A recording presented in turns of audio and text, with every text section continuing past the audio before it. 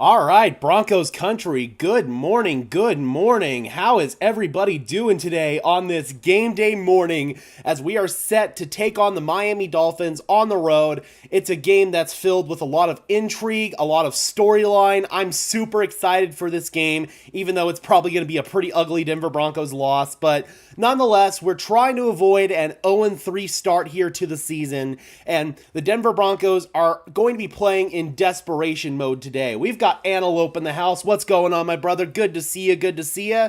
So, guys, let me know your score predictions for the game in the chat below. I would definitely love to hear your thoughts as always. We're going to be going through all of the big news and notes from this game, all the big storylines from this game, all that kind of stuff. But before we get into that, guys, just a couple of housekeeping matters to get into. If you could just do me a massive favor and leave a like on this stream, that would be really awesome. It's a free and easy way to help show your support, helps tell YouTube's algorithm to push us out, and helps us get seen by more and more members of Broncos country, just like you and me. So that would be absolutely awesome, guys. Looks like we've got 10 people in the house already. Let's just wait for a few more people to stream on in here before we officially get underway. This is going to be a game for the Denver Broncos where they're going to have to execute at a clean and efficient level if they're going to want to win this game. We're waiting right now for the inactive list to come in. They should be coming in here any second now. Oh, looks like they should be in. All right, so Broncos inactives for today. Justin Simmons, wow. JL Skinner, a healthy scratch today. So that means that the Denver Broncos only have two true safeties in uniform today in Kareem Jackson and Delarian Turner-Yell.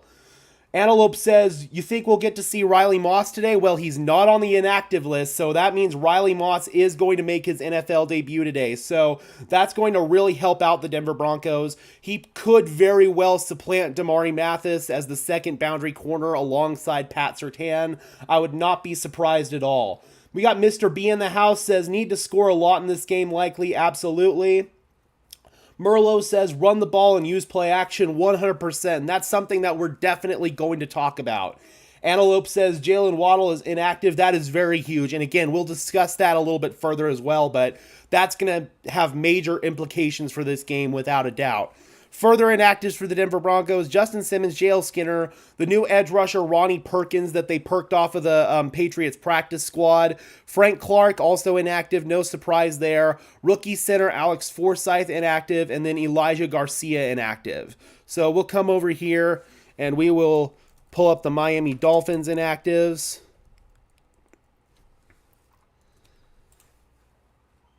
Let's see what we got here for Dolphins inactives.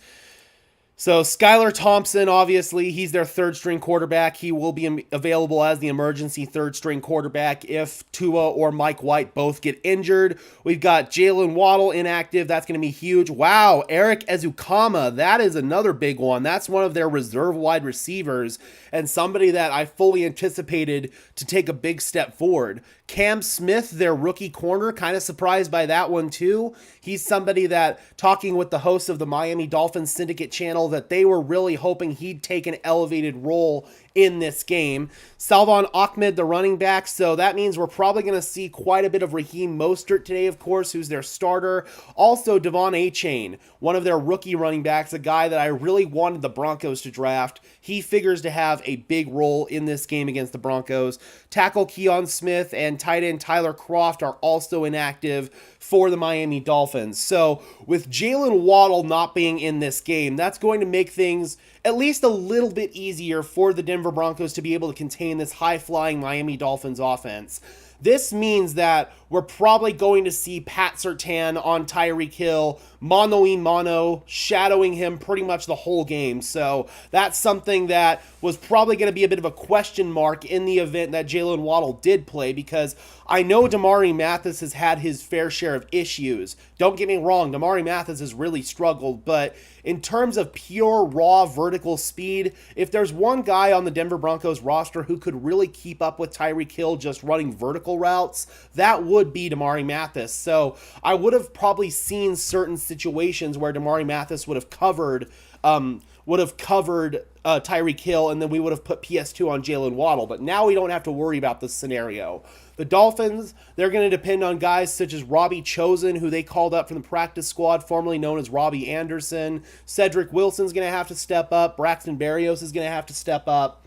Daniel says, we need to stop the run and keep Surtain on Hill all game to have a chance. I agree. We definitely need to stop the run, and Surtain is going to have to be able to hold his own out there against Tyreek Hill's raw vertical speed, and I think he's going to be able to do it. I really do. Charles says, I think Russ and the offense will keep playing great like they have been. Just a matter of if the defense can show up or not. 100%. This is going to be a game where Denver's offense is going to have to score a lot of points. If we want to win this game, it's going to have to be a shootout. We're going to have to keep up with the Miami offense, who, even against the best defenses in the NFL, such as the New England Patriots, who always have a strong defensive unit and a strong game plan with Bill Belichick, they struggled to contain that Dolphins offense.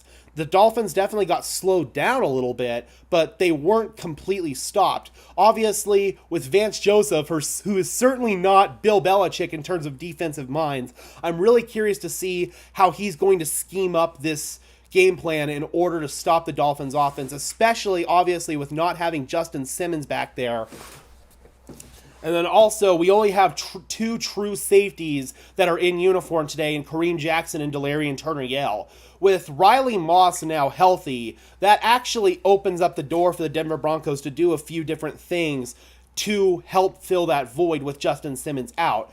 I could very easily see them, first of all, dropping Essane Bassey back into safety in certain situations, and then they could bring Jaquan McMillan in at nickel. And so that's one way that I could see them kind of combating the loss of Justin Simmons in this game.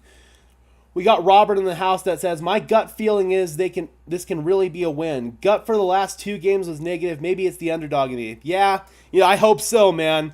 I mean, I wouldn't be lying if I didn't say I had a little bit of a gut feeling too, but I'm not going to lean into it too much because this team is outmatched on paper at the end of the day.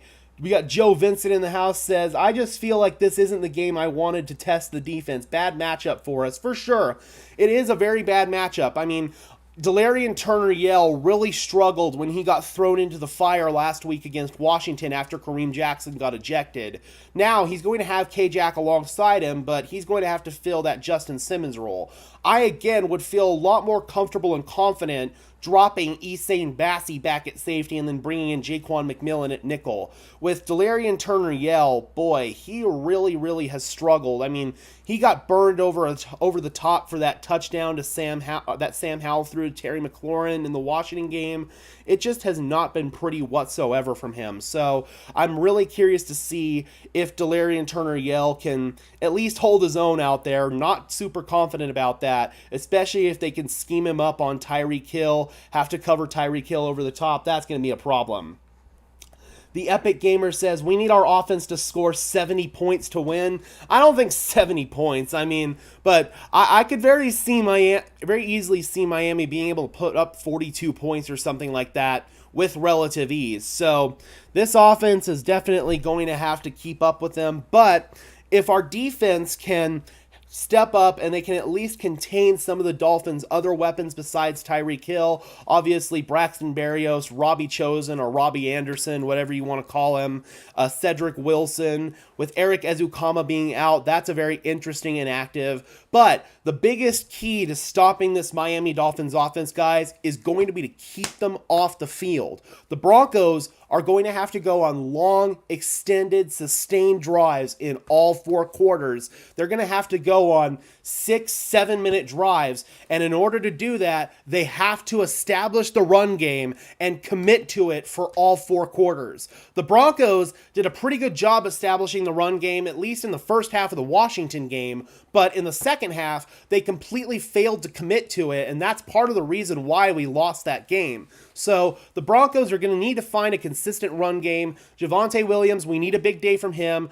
Utilize Samaje Perine more, and most importantly to me in this one, guys, give Jaleel McLaughlin some love. Obviously, he scored his first touchdown last week, but I feel like the Broncos could have utilized Jaleel McLaughlin a lot more than they have over the last couple of weeks, especially in the second half of the Washington game. Jaleel McLaughlin is a explosive playmaking threat anytime he touches the ball. The Broncos need to tap into that potential, and if there's a game that they're going to need to do that, where they're going to need to lean into the run game, it needs to be this game. The Broncos can pound the Dolphins defense into submission with Javonte Williams, and once they're tired out, that's when you hit them with Jaleel McLaughlin, man. He can make that defense look silly once they've been worn out by Javonte Williams. That's how the Broncos are going to have to approach this offensive game plan. Run the damn football. And that'll help establish the play action, and that'll really help get Russell Wilson in a groove. We got Kenny in the house saying, I like your podcast. Very great. Thank you so much, Kenny. I really appreciate you.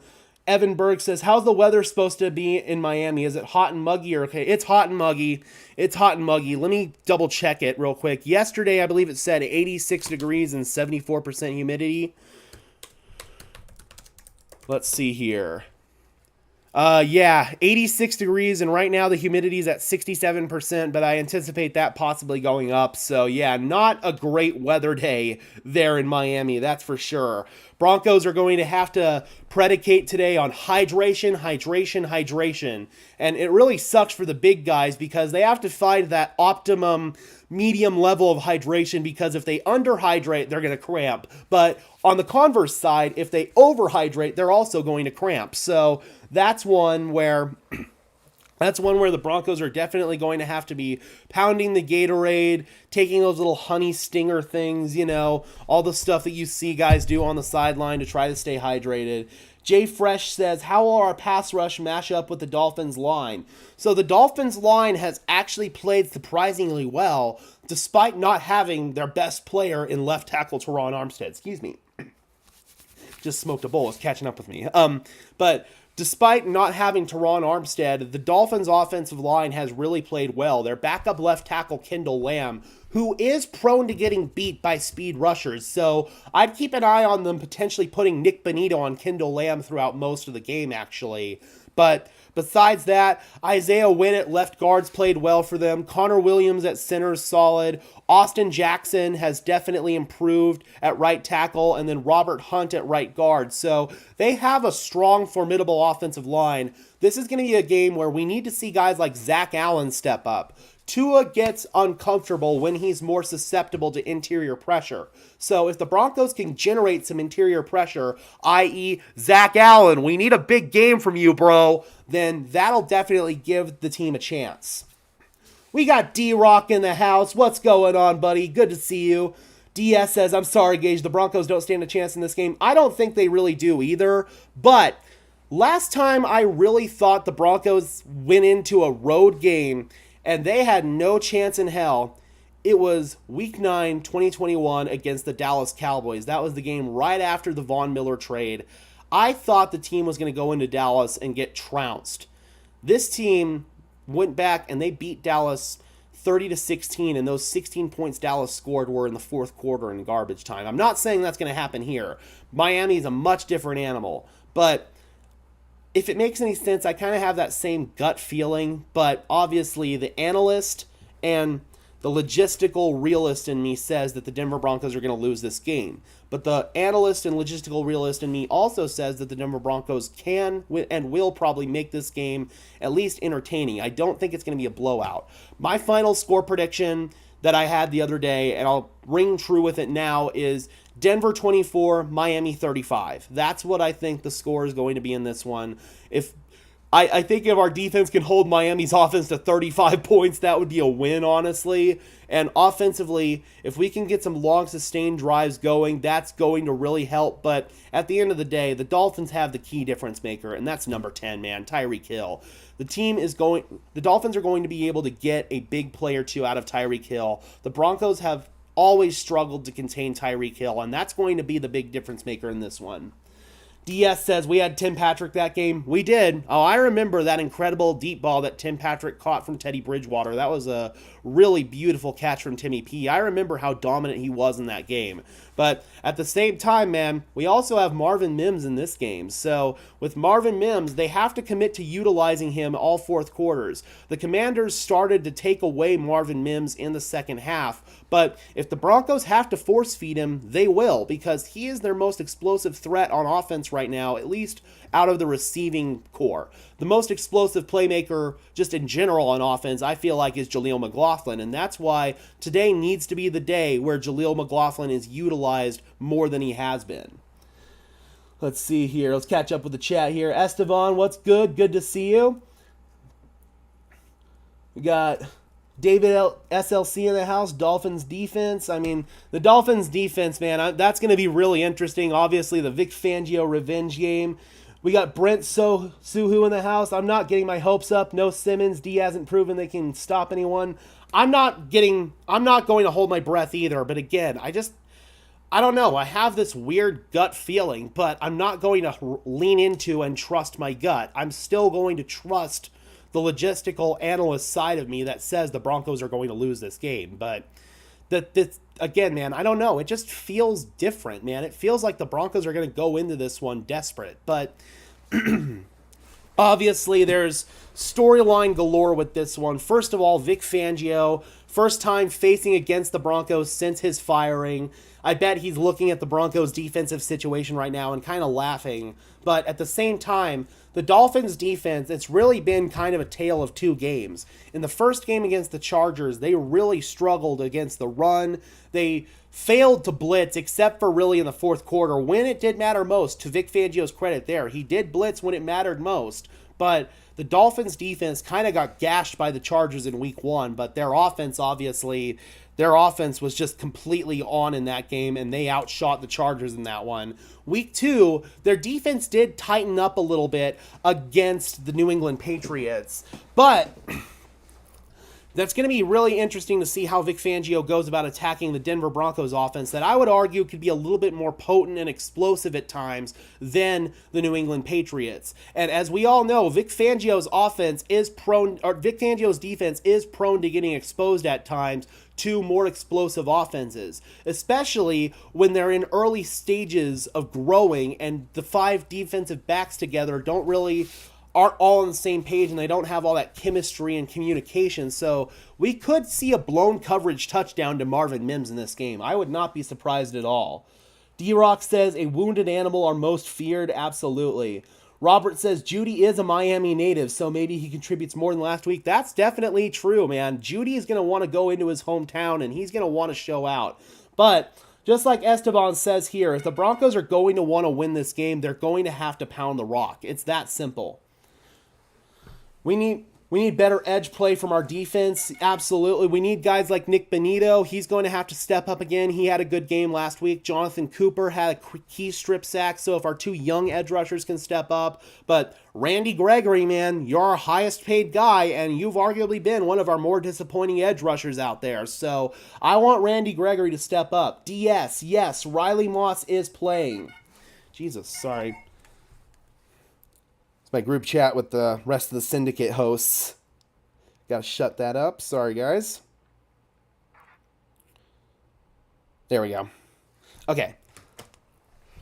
Yes, everyone, please drop a like, just like David says. Yes, so Riley Moss is playing. Again, I think he's probably going to supplant Damari Mathis as the number 2 boundary spot alongside Pat Surtain. I feel like that's going to be the most logistical answer there. Damari Mathis, he's really struggled over the last couple of weeks, so it's time for him to maybe take a step back and let's see what we got in the rookie and Riley Moss. Obviously, another young player, but with Riley, the upside is just really up there with him. I feel like a little bit higher than Damari's. So with Riley, it's going to be a corner playing in his first game against a really high-flying receiving core. I wouldn't be surprised at all if Mike McDaniel tries to scheme things up where Riley Moss is put on Tyreek Hill at least once, and that's probably going to be the play where Tyreek Hill has his breakout explosive play, so keep an eye on that.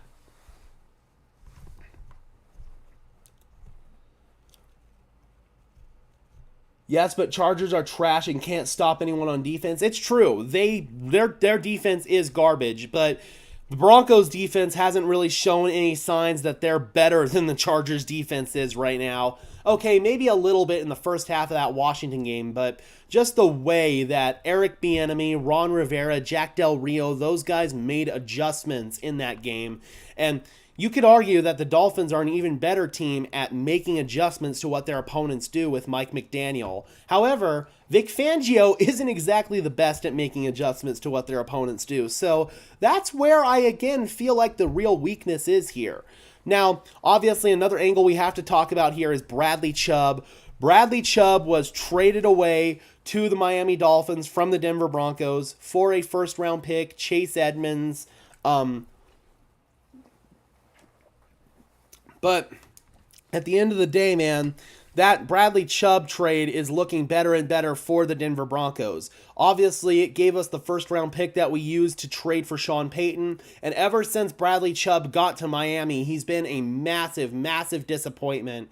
The dude is one of the lowest-ranked edge rushers in the league in terms of pressures. I believe he does have 1 sack on the year, but still, he's just been a massive disappointment ever since he got to Miami, and the Dolphins signed him to a max extension. So that trade does look better and better for the Denver Broncos. Should we trade Jeudy and Sutton? You know, it depends on how these next couple of weeks go. If the Denver Broncos continue to struggle, I would not be surprised at all if they threw one of them on the trade block. I think the more realistic one is probably Courtland Sutton. I think Courtland Sutton would probably go first. I don't think the Denver Broncos are going to trade Jeudy right out the gate because, yeah, we've had Mims step up. He's probably been our most productive receiver right now. And then also Brandon Johnson, I feel like, is ready for a more elevated role. So, yeah, I could see it. I think, again, it'll probably be Sutton before Jeudy, but I could definitely see it. Bowles makes the worst edge rushers look elite. Fair enough. I mean, honestly, though, I felt like last week Garrett Bowles did mostly a good job against Washington's pass rush. It was really Mike McGlinchey at right tackle that struggled, and then our interior had some issues. But Bowles had obviously a couple of plays where he got walloped and manhandled by Montez Sweat and Chase Young, as you're always going to do. It's Garrett Bowles. But at the same time, I feel like Bowles has been a little bit less of a liability than a lot of us all thought he was going to be heading into the season. Sutton probably needs a new home because he's struggling as of late. I agree. I think that it just might be time for a change of scenery for Courtland Sutton. It just feels like he's never going to recapture that 2019 form before he tore his ACL. The Broncos have young pieces at wide receiver. I really want to see more from Brandon Johnson. I really want him to get a more elevated role. I've really liked Brandon Johnson for the last couple of years. His comp for me really is Tim Patrick. He really is kind of like diet Tim Patrick out there. So if he can continue to improve his game and mold even further, he could very well hit that ceiling of the next Tim Patrick, essentially. So I really want to see more from Brandon Johnson. Jerry Jeudy, again, man, that first-round pedigree, and he was coming off of an injury last week, so the Broncos didn't really give him as many targets. I still think the Broncos want to keep Jeudy in the building. Personally, if somebody came in and offered like a second or a third round pick for Jeudy, I'm taking it. But also, you know, I feel like the team shouldn't trade away one of the few talented assets that they have on offense for all of his flaws. And don't get me wrong, Jerry Jeudy has plenty of flaws as a player. He still is probably our most well-rounded wide receiver. So for me, that would not make sense. But Sutton, I feel like it might be time, if the Denver Broncos continue to struggle this season, to look towards sending him away and accumulating whatever draft assets we can, and then depending on some of the younger guys such as Brandon Johnson to step up. Clickbait! So I swear to God, we've got a guy in the comment section. Literally, all he comments is clickbait. That's fine. I mean, it's still engagement. A lot of people don't realize this, but YouTube dislikes actually don't really hurt your channel. They still have a positive effect because they are still engagement. So a little tip, if you guys really want to piss off a YouTube channel and don't want to support them, just don't watch their content. By watching their content, even if you're hating on them or trolling them, if you dislike their video, you're still helping their engagement. If you comment on their video doing a troll comment, you're still helping their engagement. I mean, that's why I love trolls, because they are still helping my engagement at the end of the day. Clickbait. Clickbait. Little Jordan Humphrey is greater than Cortland Sutton, DS says. I mean, I wouldn't go that far. But Humphrey is another one of those guys that could be in line for a more elevated role. D-Rock says, trading Alberto has cost our team greatly. So, D-Rock, this is where I actually will disagree with you a little bit.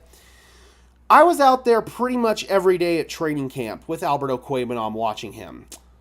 It wasn't really until the last week that he started to pull things together. And by that point, it was kind of too little too late. And he was showcased quite a bit in that Los Angeles Rams game. I didn't want to say this before, but I got a little tidbit of information from somebody in the know that the Broncos were going to try to showcase Alberto Cuebanom in that Rams game. The decision had already been made to move on from him before that Rams game, and there was pretty much nothing that was going to change that decision.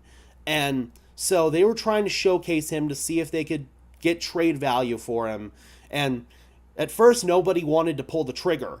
Thankfully, Howie Roseman did at the last minute, and the Denver Broncos avoided just having to outright release him. But they had already informed Alberto Cuebanom that they were looking to move in a different direction. That had already been communicated to Alberto Cuebanom according to what I had told. What I had been told. So that's kind of where things had stood there. I know it wasn't a popular move amongst the fan base because I know he definitely was showing some signs of improvement, but at the same time, man, the games that he really showed the most improvement were against, let's just be honest, a Rams preseason squad where they don't play any of their key impactful players, and pretty much everybody that Alberto Cuebanom was going against in that preseason game isn't even on an NFL practice squad right now. So that's just kind of where things sit right now. Robert says, yeah, I'd like to see more runs in the red zone than play action pass. I agree. Pay the troll toll. Yep. So, guys, I'm going to go ahead and dip out of here. We're getting close to the 30-minute mark, and I need to get set up for the actual game stream here. Pasujla says, upset alert. Denver 24, Miami 20. You never know, man. DS says, I have a feeling the Dolphins are going to beat us with the short game because we'll be so skeptical of their deep threats. Now, okay, I want to talk about this. This is actually a very good point, DS. I'm very glad you brought this up.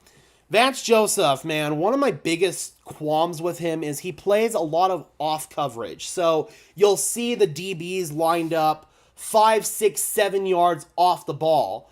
So if you play a soft defense like that, offenses are just going to run little quick out routes, quick stop routes.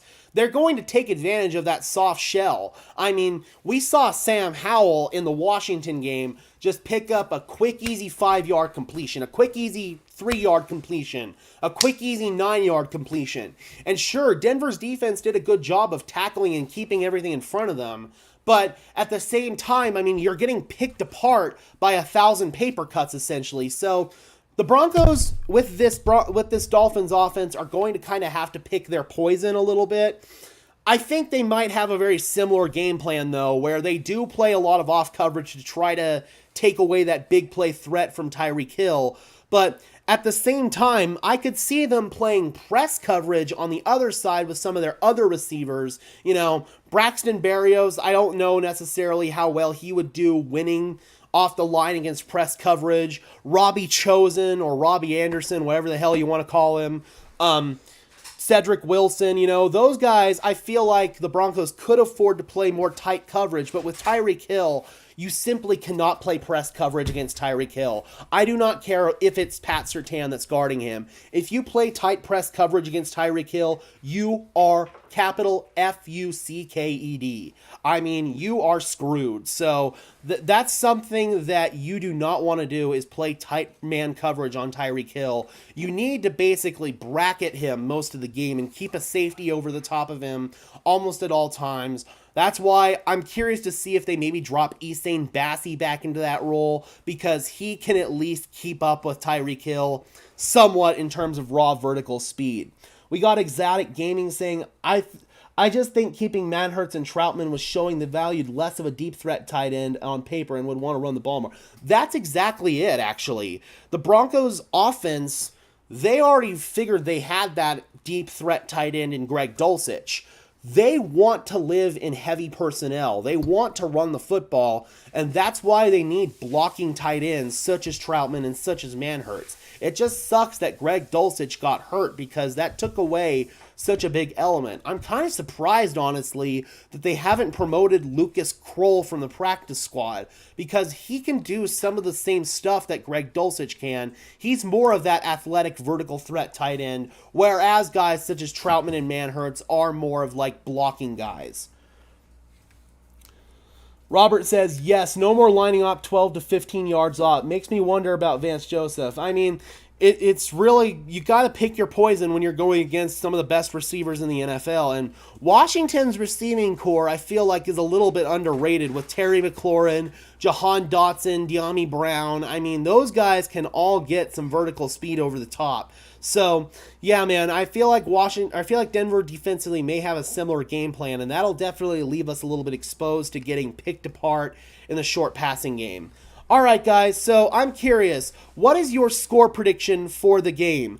I'm still going to stick with Miami 35, Denver 24. I think Denver offensively will be able to do some nice things. They may get something going, but Miami just has too much firepower on offense with Tyreek Hill, with Raheem Mostert, with Tua Tagovailoa. I mean, they just have too much firepower at the end of the day, and I'm worried about that. But I'm very curious about your thoughts on the score. Drop those thoughts down below. Exotic Gaming says, great chance Vance Joseph hits the curve after this season. I think so, man. If the team really wants to keep Christian Parker in the building, they should really entertain just promoting Christian Parker to DC and let Vance Joseph go and explore other opportunities. Daniel, when is Greg Dulcich coming back? I'm hearing possibly week 8 against the Kansas City Chiefs is kind of the target for Greg Dulcich to be back. I hope VJ hits the curb after this game. Never know, man. He could have the best defensive game plan of his life. Nah, that's not going to happen. But you never know, man. That Commanders game stripped all hope for this team this season. Come on, guys. I mean, we are at week 3 at the end of the day. And this Commanders game actually gave me a lot of optimism. But it also showed a lot of the same issues that the team had last year. The question is, will we be able to clean up those issues? Some of them I think we will. Some of them, I don't know. So, at the end of the day, I think we got the head coaching hire right with Sean Payton. The offensive play schematically has been just really good, especially from the scripted plays perspective. I feel like we got that hire at least right. Robert says, hope we can pick Tua off. Denver 30, Miami 27. Thanks for the stream, Gage. Enjoy the game and cross your fingers. All right, guys, so just a reminder, we will be streaming the game here on the channel. So here in about an hour, we will be going live, or actually in about 40 minutes, we'll be going live. So be sure to come back over here to the channel. Let me, in fact, I'll go ahead and get a link for that, and I'll put it in the chat, guys. Just bear with me here. I will get a link to the game stream for today in the chat. Be sure to join in with us. We'll have live game audio, play-by-play, analysis, all that good stuff.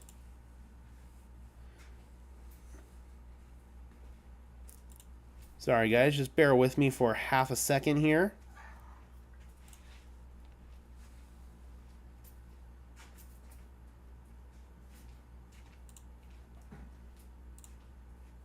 All right.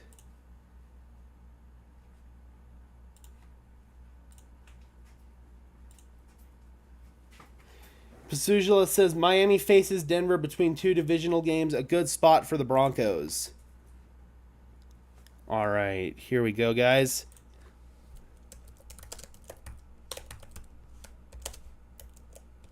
So there is the link to the stream. So be sure to tune in with us, guys. We will be going live again here in just about 40 minutes, maybe 45 minutes. I got to get everything set up here. All right, guys, before we dip out of here, be sure to leave a like on this pregame stream. I would really appreciate it, as well as subscribe to the channel if you have yet to do so. Those are 2 free and easy ways to show your support. Helps tell YouTube's algorithm to push us out and helps us get seen by more and more members of Broncos country, just like you and me. All right, guys, hope to see you guys at the game stream. And until next time, I am your host, Gage Madrid, saying peace out.